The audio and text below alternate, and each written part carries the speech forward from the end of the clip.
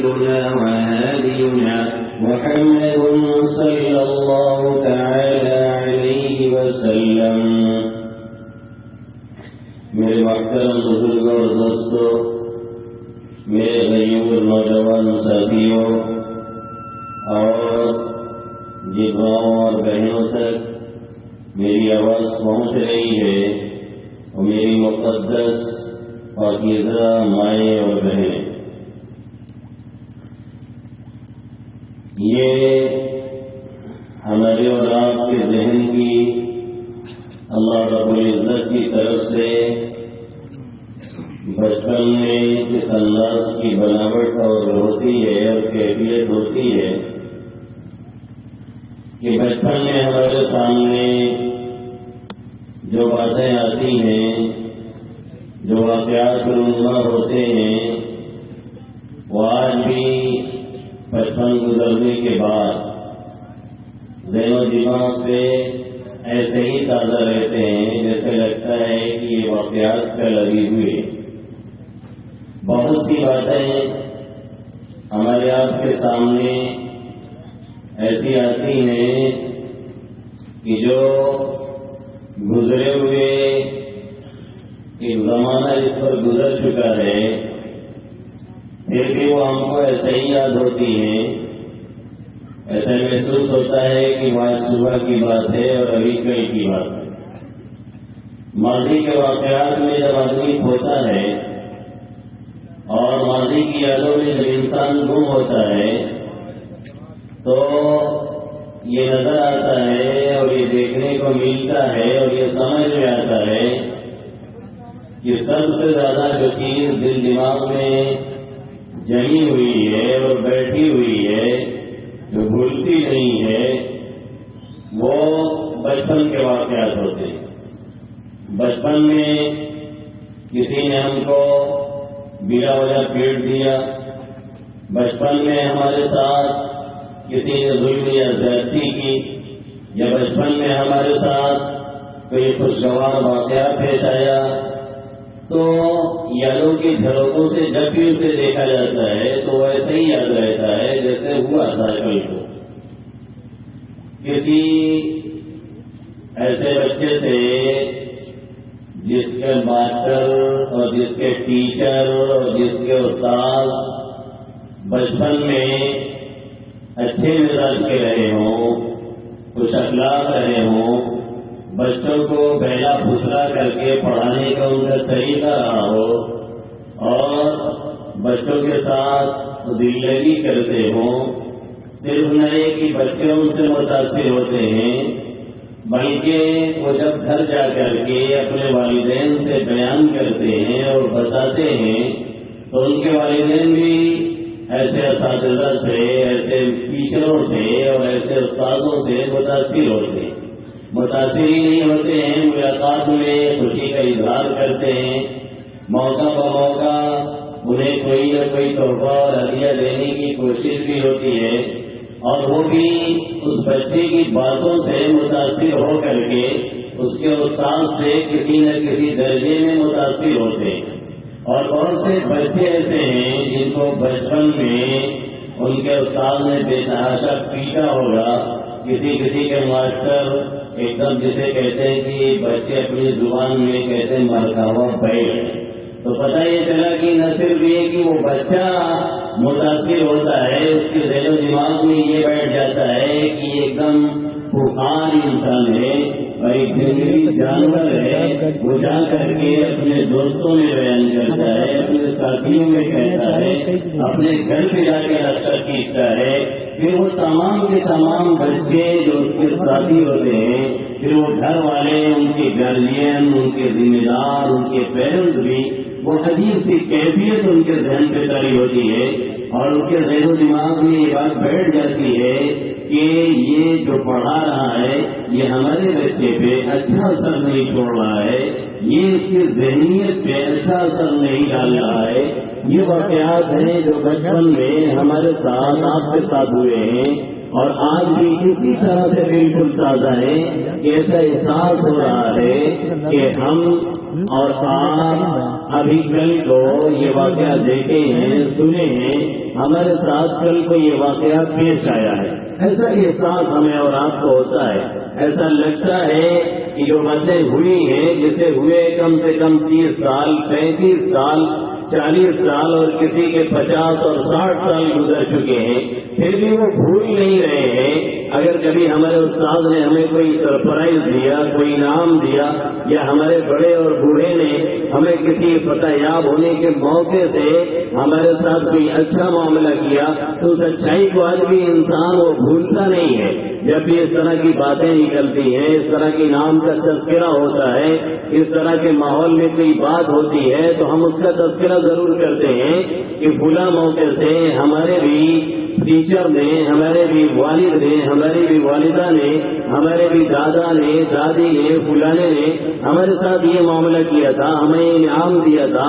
اور اگر اسی کے اگین کوئی معاملہ ہوتا ہے، اسی کے الٹا کوئی معاملہ ہو جاتا ہے، کوئی بات ہو جاتی ہے، تو آدمی فوراً اسے بھی نقل کرتا ہے جب اس طرح کے ماحول میں کوئی بات ہوتی ہے، اور اس طرح کی کوئی بات کرتا ہے اور بتاتا ہے کہ ہم پرائمری میں 5 میں فرسٹ آئے تھے یا سیکنڈ آئے تھے، تو ہمارے استاد نے ہم کو مبارکباد دی تھی، فلاں نے انعام دیا تھا، فلاں نے سرپرائز دیا تھا۔ تو دوسرا والا بچہ بولتا ہے کہ یار ہم تو اس سے زیادہ نمبر لائے تھے، لیکن کسی نے ماشاءاللہ بھی نہیں کہا تھا، اور استاد نے اس پہ 2 جملہ اور رکھ دیا تھا، یہ ایک دم سے بیکار آدمی معلوم ہوتے ہو، تم کو تو اور نمبر لانا چاہیے تھا، اتنا کم نمبر لے کے آئے۔ تو وہ ذہن میں آدمی بیٹھا رہتا ہے اور وہ نکلنے کا نام نہیں لیتا ہے۔ اس سے یہ بات سمجھ میں آئی کہ بچپن کے جو واقعات ہوتے ہیں وہ نقش کل حجر ہوا کرتے ہیں، وہ ایسے ہی ہوتے ہیں جیسے کہ کسی دیوار پر کسی پتھر پہ کلہ کر دیا جائے، کسی پتھر پہ کچھ لکھ دیا جائے تو کبھی مٹنے کا نام نہیں لیتا ہے۔ اس پہ دھول جم سکتی ہے، اس پہ تہ جم سکتی ہے، وہ دیکھنے میں لگے گا کہ چھپ گیا ہے، لیکن وہ چھپ نہیں سکتا ہے۔ جب بھی اس پر بارش کے قطرے گریں گے، پانی کے قطرے گریں گے اور وہ مٹی اور گرد غبار وہاں سے ہٹے گی تو نیچے صاف نظر آئے گا کہ اس پتھر پہ لکھا ہوا کیا ہے، اس پتھر کے اوپر نقش کیا کیا گیا ہے۔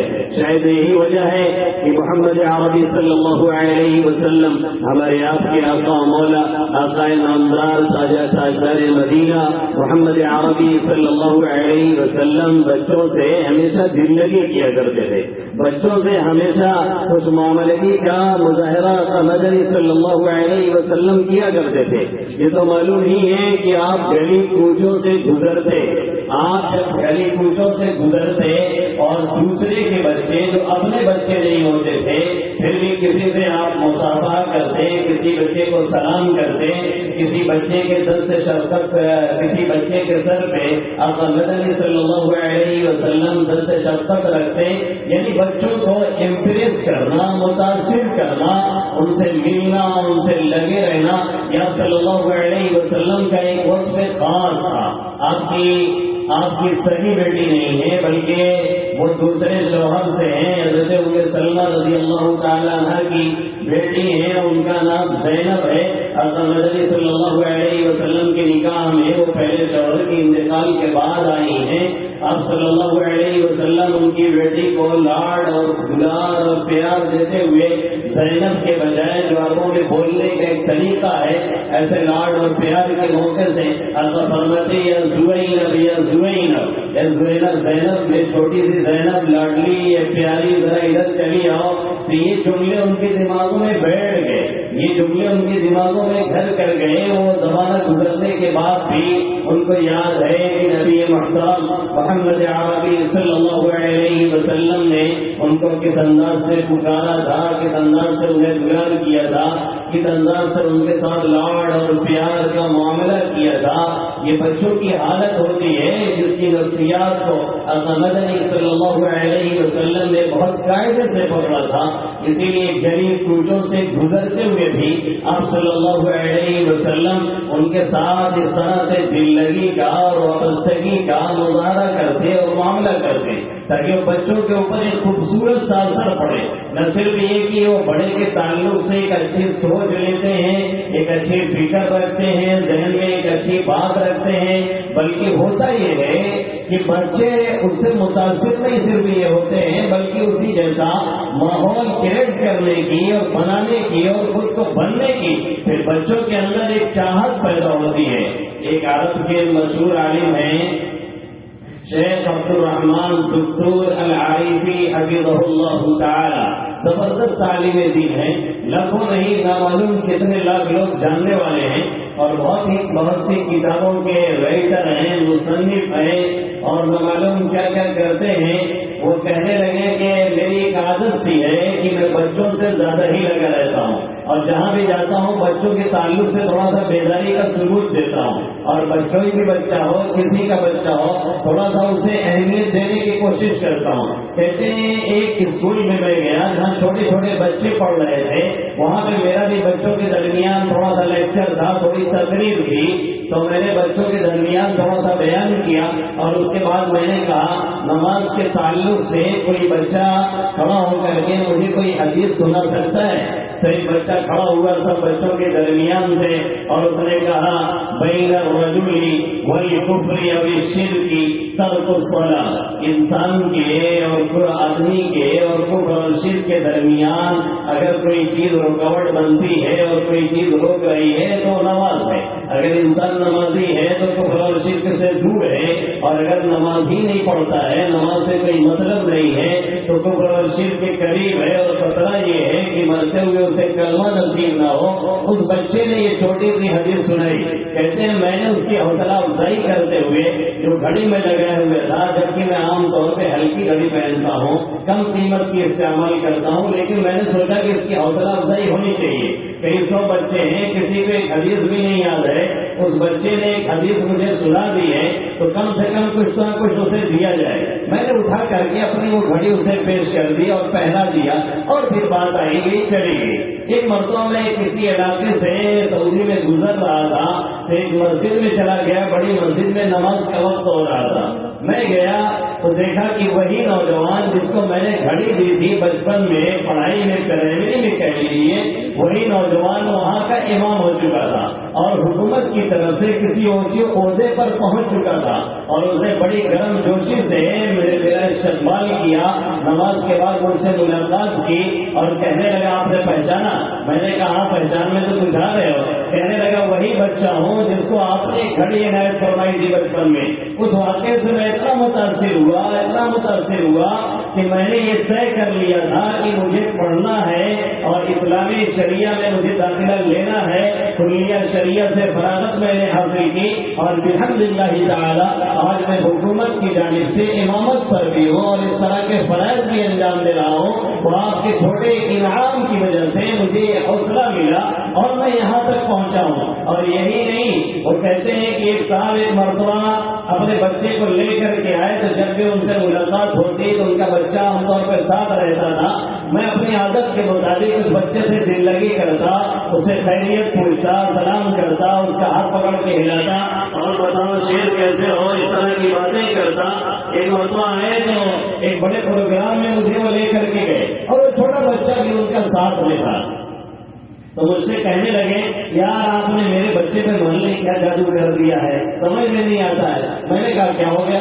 کہنے لگے ابھی اسکول میں اس کے استاد نے سوال کیا تھا کہ تم لوگ کیا بننا چاہتے ہو. تو ایک لڑکا کھڑا ہوا، اس نے کہا میں ڈاکٹر بننا چاہتا ہوں. ایک لڑکا کھڑا ہوا، اس نے کہا میں انجینئر بننا چاہتا ہوں. ایک لڑکا کھڑا ہوا، اس نے کہا میں سائنسدان بننا چاہتا ہوں. سب نے اپنے اپنے اعتبار سے جواب دیا.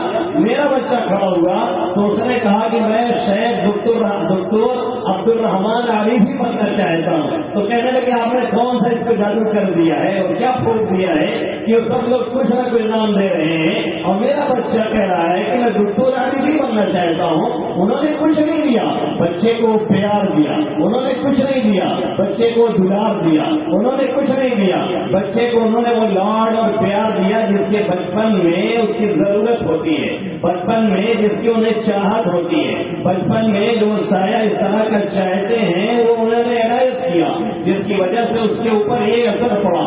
آپ خود غور کر لیں. ہم ایک مجلس میں بیٹھے ہیں, ایک محفل میں بیٹھے ہیں, ایک جگہ پہ ہم لوگ تشریف رکھتے ہیں, کوئی باہر سے آتا ہے, ہم سے معانقہ کرتا ہے, مصافحہ کرتا ہے, اس کا بچہ بھی ساتھ میں ہے, وہ بچہ بھی مصافحہ لوگوں سے کرتا ہے, کوئی شخص اس سے مصافحہ کر لیتا ہے, کوئی ہاتھ بڑے بڑے سے ملا کر کے بچے سے ملاتا ہی نہیں ہے, کوئی شخص بچے کو نظر انداز کرنے کی کوشش کرتا ہے, کوئی تھوڑا سا ہاتھ بڑھا کر کے ٹچ کر کے ہٹا لیتا ہے سرسری انداز میں, اور کوئی ایسا ہے جو بچے کا ہاتھ ملا کر کے اور اس کے بعد مسکرا کر کے پوچھتا ہے بیٹے خیریت سے ہو, جیتے رہو میرے شہر, بہت اچھا لگا تم اپنے باپ کے ساتھ آئے, والد کے ساتھ آئے, اور اللہ تمہیں سلامت رکھے. اب بچہ ان 5-6 لوگوں کے درمیان سے جس نے اسے باقاعدہ مصافحہ کیا, اسے دعا دی اور اس کی تعریف کی اور اس کو تھوڑا سا انکریج کرنے کی کوشش کی, صحیح وہ کتنا متاثر ہوگا اور کتنا اثر لے گا.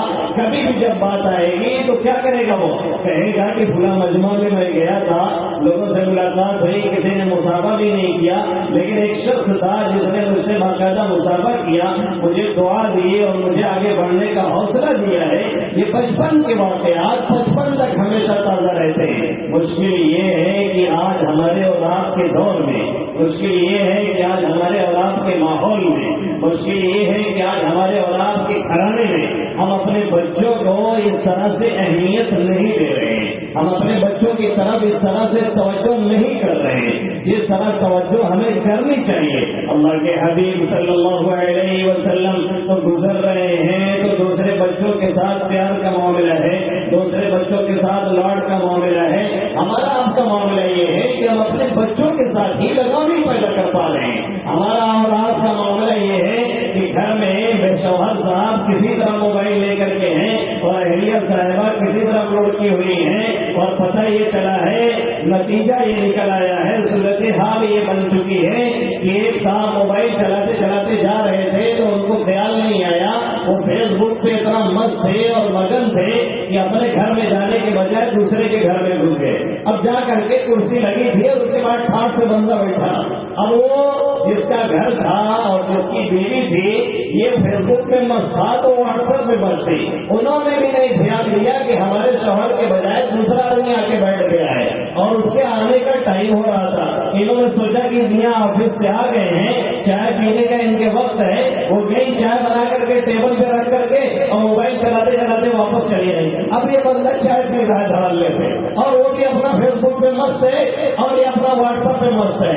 تب تک ان کا جو اصلی شوہر جس کا گھرانہ تھا وہ ایمو اور لیمو جو ہوتا ہے یہ سب چلاتے ہوئے چلا آیا اور آ کر کے اپنے گھر میں گھسا, اور جیسے ہی اندر گیا تو دیکھا ایک آدمی آلریڈی بیٹھا ہوا ہے تو اس کو سمجھ میں آیا کہ میں دوسرے کے گھر میں چلا گیا ہوں, سوری بول کر کے واپس نکل کر کے بھاگ گیا. یہ صورتحال یہ کہنے کے لیے شاید ایک چٹکلا ہو, لیکن حقیقت حال ہماری آپ کی یہی ہے. حقیقت حال یہی بنی ہوئی ہے. کوئی گڈھے میں گر رہا ہے, کوئی گٹر میں جا رہا ہے, کوئی ایکسیڈنٹ کر رہا ہے, کوئی اپنی جان گنوا رہا ہے. یہی صورتحال ہر جگہ ہم نے بنائی ہوئی ہے اور یہی ماحول ہمارے گھروں میں کریٹ کیا ہے ہم نے اور آپ نے اپنے ہاتھوں سے.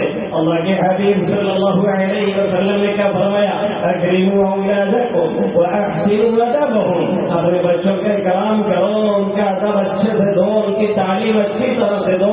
یہ ہمارے اور آپ کے فرض میں سے ہے. جیسے نماز فرض عین ہے, جیسے زکات فرض عین ہے, جیسے روزہ فرض عین ہے, جیسے یہ چیزیں فرض عین ہے, ایسے اپنے بچوں کو دیکھنا, اپنے بچوں کو ٹائم دینا, اپنے بچوں کی تعلیم کا اہتمام کرنا, ان کی تربیت کرنا, یہ بھی ہمارے اور آپ کے فرائض میں سے ہے. لیکن مشکل یہ ہے کہ ہم اسے ٹائم دینے کے لیے تیار نہیں ہیں, ہم اسے دور ہی دور رکھتے ہیں, ہم اس کا احترام نہیں کرتے ہیں, ہم اس کا احترام نہیں کرتے ہیں. ایک چھوٹی سی اگر بچپن کی وجہ سے اس کی غلطی نظر آتی ہے تو ہم بلے کھڑے کر دیتے ہیں, ہم مارتے ہیں, پورے گھر کو ہلا کر کے رکھ دیتے ہیں اور ہم پورا اپنا پاور دکھانے کی کوشش کرتے ہیں جیسے آج کی حکومت دکھا رہی ہے.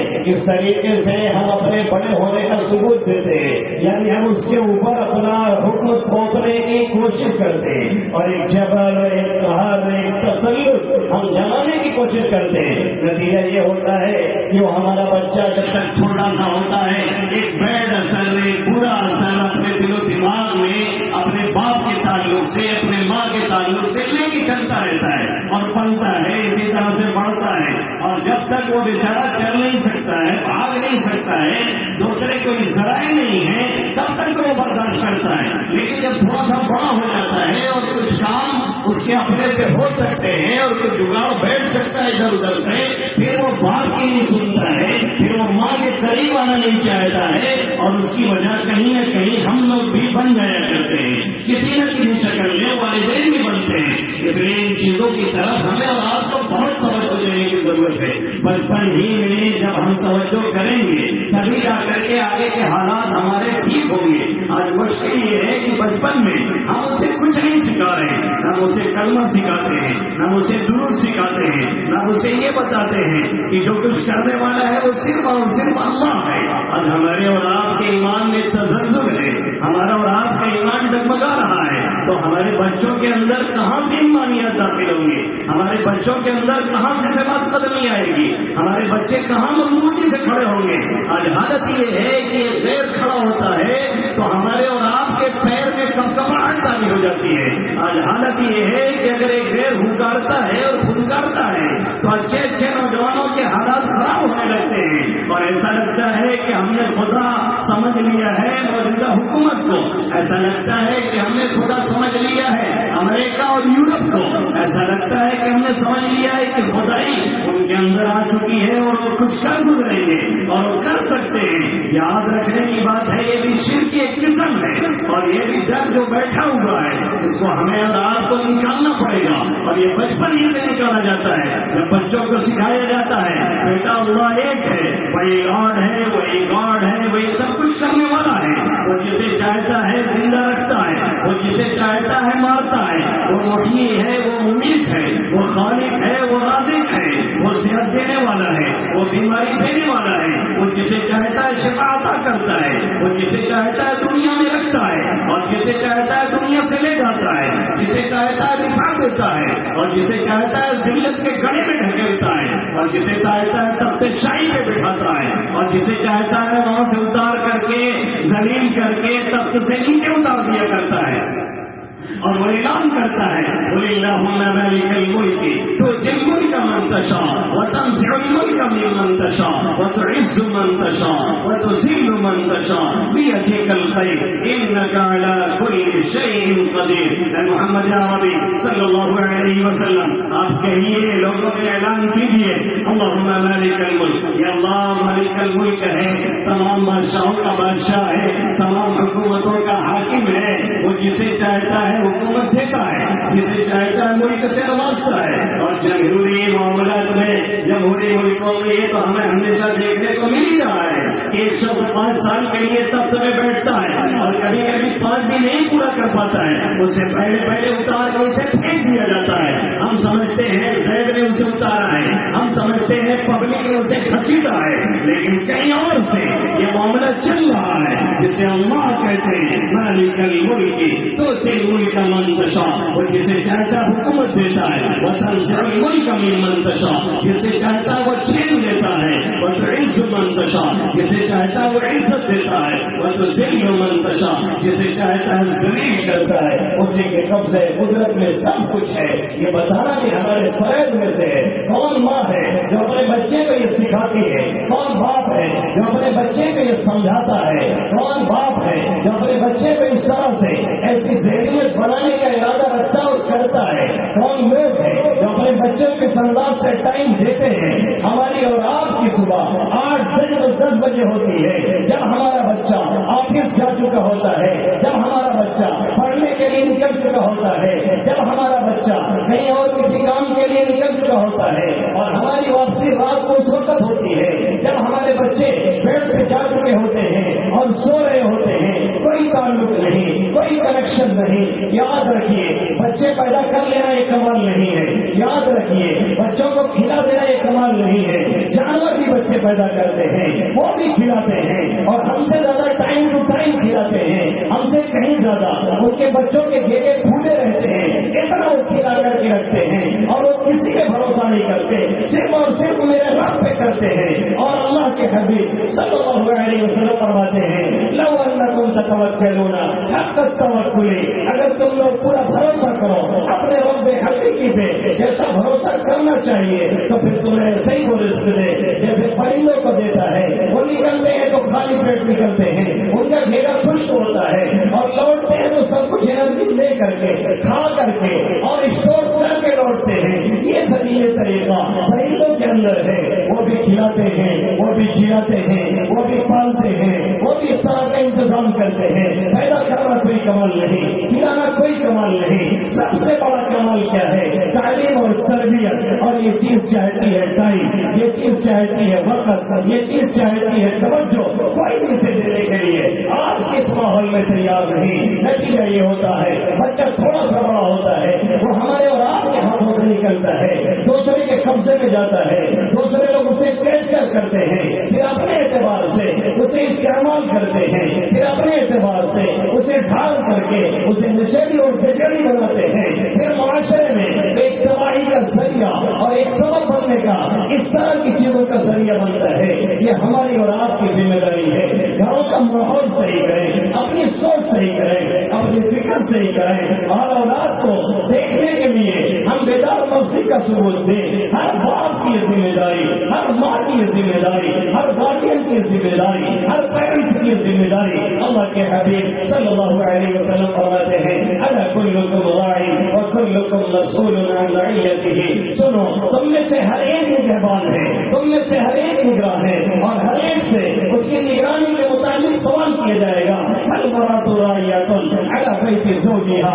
بیوی اور عورت یہ گھر کے شوہر کے ذمہ دار ہے, اس کے گھرانے کے ذمہ دار ہے, اس کے بچوں کی دیکھ ریکھ کے ذمہ دار ہے. جو کمیاں نظر آئیں اسے پکڑنے کی کوشش کرے, اسے دیکھنے کی کوشش کرے, اسے سنوارنے کی کوشش کرے, اور پھر اپنے شوہر سے اسے بتا کر کے ٹھیک کرانے کی کوشش کرے.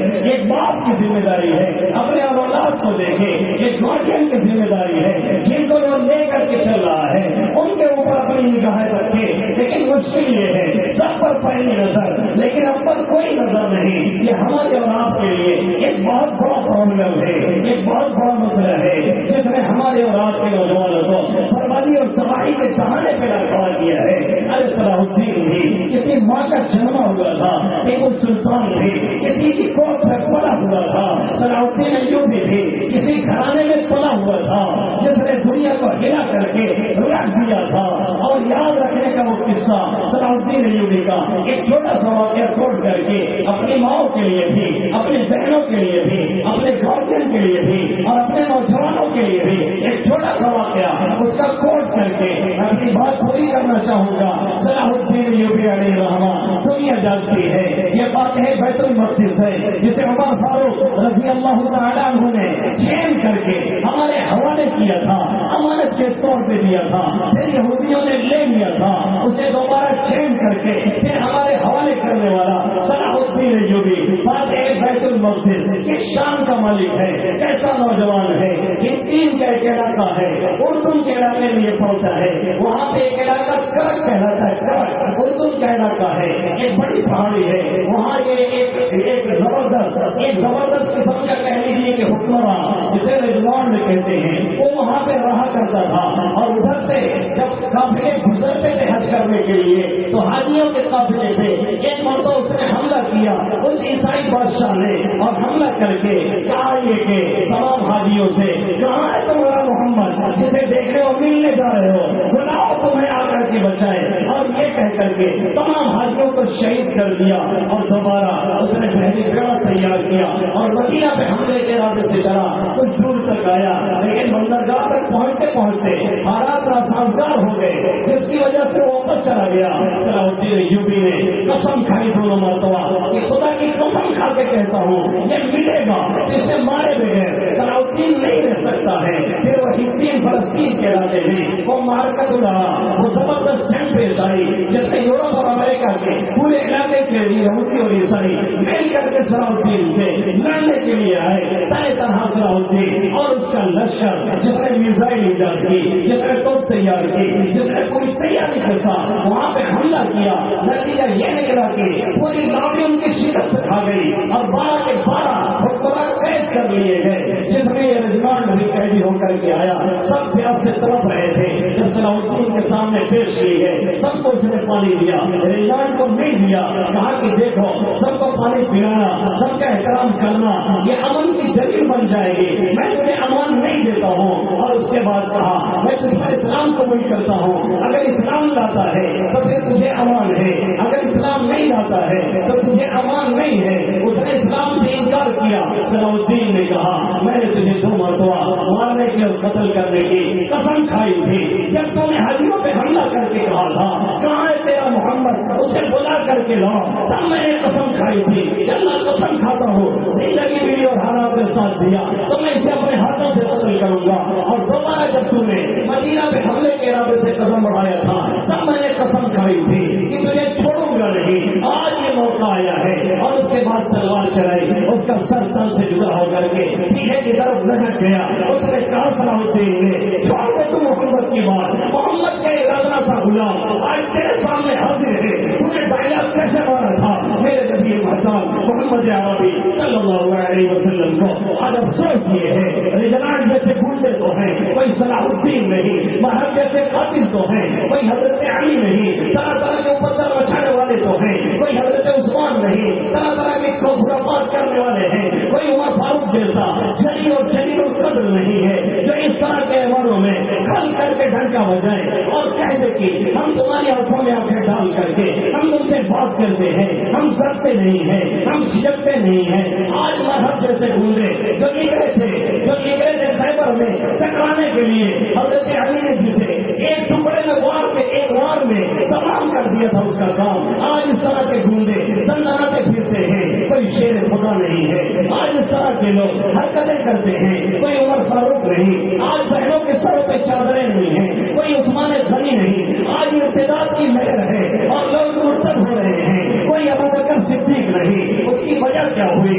وجہ یہ ہوئی کہ جو بدن کو سینے میں تھکتا ہو، جو جسم سنتان پہ ہلتا ہو حرکت کرتا ہو، اور جو کام دانوں سے آشنا ہو چکے ہوں اور جن کی زبانوں پہ حمدیہ نغمے کے بجائے اللہ کے حبیب صلی اللہ علیہ وسلم کی نعت شریف کے بجائے اور درود کے بجائے گالی گلوچ چلتے ہوں اور فلم اسٹار کے گانے چلتے ہوں، اس جسم پہ مرنے والے بچے کبھی صلاح الدین نہیں ہو سکتے، کبھی طارق ابن زیاد نہیں ہو سکتے، کبھی ٹیپو سلطان شہید نہیں ہو سکتے۔ اس جسم میں مرنے والے بچے معاشرے میں اسی طرح سے آئیں گے جو معاشرے کو خود کی طرح سے چاٹ رہے ہوں گے اور تباہ کر رہے ہوں گے۔ اس لیے ذمہ داری بنتی ہے ہماری ماں کی، ہماری بہن کی، ہمارے پیرنٹس کی، ہمارے والدین کی، جو اپنے گودے کو سنبھالے، وہ اپنے آپ کو سنبھالے، وہ اپنی ذمہ داریوں کو محسوس کرے۔ اور ہمارے نوجوان میں تم سے کہتا ہوں امت کی مائیں، فلسطین کی وہ مائیں جو بلٹ کے رو رہی ہیں، برما کی وہ مائیں جنہیں بابا بیٹیوں کے سامنے شہید کیا جاتا ہے، جن کی عزتوں کو ماں باپ کے سامنے تاج کیا جاتا ہے، وہ بڑی امید کی نگاہوں سے تمہیں دیکھ رہی ہیں۔ لیکن مشکل یہ ہے کہ تم تو دن رات اپنے پبجی میں مست رہتے ہو، تو تم میرا رات بیٹھ کر کے صرف گیم کرتے ہو، نتیجہ یہ نکلتا ہے تم وہاں پہ فائٹر ہو، تم وہاں پہ شوٹر ہو، تم وہاں پہ اپنے آپ کو سب کچھ سمجھتے ہو، لیکن حقیقت کی دنیا میں تمہارا کوئی وجود نہیں ہے، حقیقت کی دنیا میں تمہاری کوئی حیثیت نہیں ہے، حقیقت کی دنیا میں تمہارا کوئی مقام نہیں ہے، تم 1 کلومیٹر دوڑ نہیں سکتے ہو، تم کوئی ایک گولی چلا نہیں سکتے ہو، تم کسی سے لڑ اور بھیڑ نہیں سکتے ہو،